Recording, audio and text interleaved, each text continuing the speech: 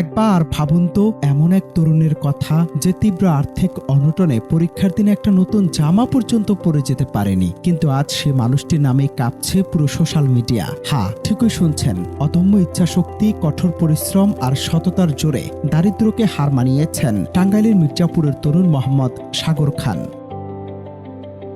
একজন সাধারণ অটোরিকশা চালকের সন্তান হয়েও তিনি অর্জন করেছেন এক অবিশ্বাস্য গৌরব। পরপর দুটি বিসিএস এ উত্তীর্ণ হয়ে তিনি এখন ডাবল বিসিএস ক্যাডার, 46তম বিসিএস এ তথ্য ক্যাডার এবং 47তম বিসিএস এ প্রশাসন ক্যাডারে সুপারিশ পাওয়া যুবককে নিয়ে রীতিমতো তোলপাড় জেলা জুড়ে। 46তম বিসিএস এ তথ্য ক্যাডার সুপারিশ হওয়ার পরে আবার সদ্য রেজাল্ট দেওয়া 47তম বিসিএস এর প্রশাসন ক্যাডারের সুপারিশ হওয়া উপলক্ষে। কিন্তু ছোটবেলা থেকে আমার স্বপ্ন ছিল আসলে ডাক্তার হওয়া। মানে আমি চেয়েছিলাম ডাক্তার হব, কারণ আমি দেখতাম যে মানুষ তাদের যে সাধ্যমতো যে চিকিৎসাটা পাওয়া দরকার সেটা তার পাচ্ছে না, এই জন্য আমার ইচ্ছা ছিল। কিন্তু পরবর্তীতে আসলে সেদিকে আমি যেতে পারিনি। এর পিছনে কিছু ব্যক্তিগত কারণ আছে আর কি, যার কারণে যেহেতু আমার সবসময় মানুষকেন্দ্রিক চিন্তা ভাবনা, এই কারণে আমি পরে চিন্তা ভাবনা করলাম যে বাংলাদেশের একটা মাত্র জায়গা যেখান থেকে আমি বড় পরিসরের মানুষের জন্য অবদান রাখতে পারবো সেটা হচ্ছে বিসিএস। কারণ এই একটা জায়গা একটা নীতি নির্ধারণের জায়গা, খুবই দায়িত্বশীল জায়গা, কিন্তু মানুষের জন্য কাজ করার একটা চমৎকার জায়গা। এখানে আপনি যদি নিজে সৎ থাকেন, আপনি যদি ইথিক্স ঠিক থাকে, তাহলে আপনি চমৎকারভাবে মানুষের কাজে আসতে পারবেন। এখানেই শেষ নয়, সাগরের এই সাফল্যের পথ কিন্তু মোটেও কার্পেট বিছানো ছিল না। এটি ছিল তীব্র ত্যাগ আর অন্ধকারের সাথে লড়াইয়ের গল্প। এসএসসি পরীক্ষা পর্যন্ত তাদের ঘরে কোনো বিদ্যুৎ ছিল না। রাতের পর রাত কুপি আর হারিকেনের টিমটিমে আলোয় পড়াশোনা করতে হয়েছে তাকে। অনেক সময় কেরোসিন কেনার টাকা না থাকায় দিনের আলো ফুরিয়ে যাওয়ার আগেই শেষ করতে হতো পড়া। নিজের পড়াশোনার খরচ চালাতে ছায়ার মতো সঙ্গী হয়েছিল টিউশনে। কিন্তু সংসারের চরম অভাব অনটনও সাগরের চোখের স্বপ্ন আর বুক ভরা আত্মবিশ্বাসকে এক মুহূর্তের জন্যও দমাতে পারেনি। আমার ভালো লাগছে। আমি আশা করি আমার ছেলে দেশের সেবা করবে এবং এই সমাজের সেবা করবে, গরিব দুঃখীর সাহায্য সহযোগিতা করবে।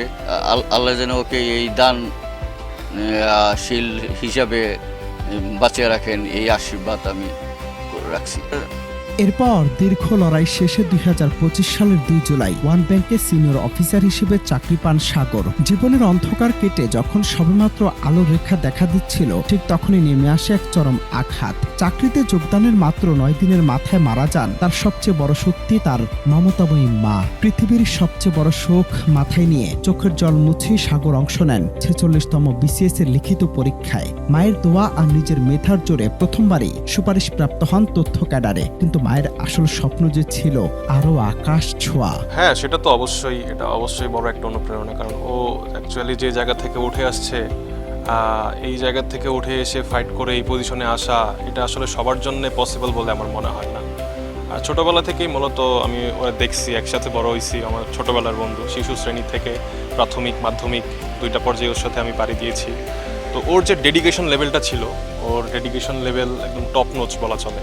মানে বাকি সবার মতো ও এত সাধারণ ছিল না, তখন থেকেই খুবই অসাধারণ। আর শিক্ষকরা আমরা সবসময় দোয়া করতাম, ও যখন এসএসসিতে 2015 সালে কৃতিত্বের সাথে উত্তীর্ণ হলো, ছাত্রজীবন থেকেই ভালো ছিল।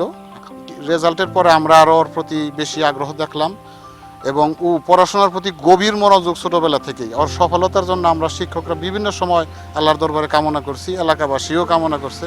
মায়ের স্বপ্ন ছিল ছেলে একদিন প্রশাসন ক্যাডারের কর্মকর্তা হয়ে দেশের মানুষের সেবা করবে, মেটাবে সাধারণ মানুষের দুঃখ কষ্ট। মায়ের শেষ ইচ্ছে পূরণ করতে বুক ভরা কষ্ট চেপে আবারও পড়াশোনায় ডুব দেন সাগর। অবশেষে এলো সে মাহেন্দ্রক্ষণ। 47তম বিসিএস এ প্রশাসন ক্যাডারে সুপারিশ প্রাপ্ত হয়ে মায়ের স্বপ্নকে বাস্তব রূপ দিলেন এই অদম্য তরুণ। মোহাম্মদ সাগর খানের এই গল্প আমাদের শেখায়, পরিস্থিতি যতই কঠিন হোক না কেন, লক্ষ্য যদি অটুট থাকে তবে যে কোনো পর্বত সম বাধাও ডিঙ্গানো সম্ভব।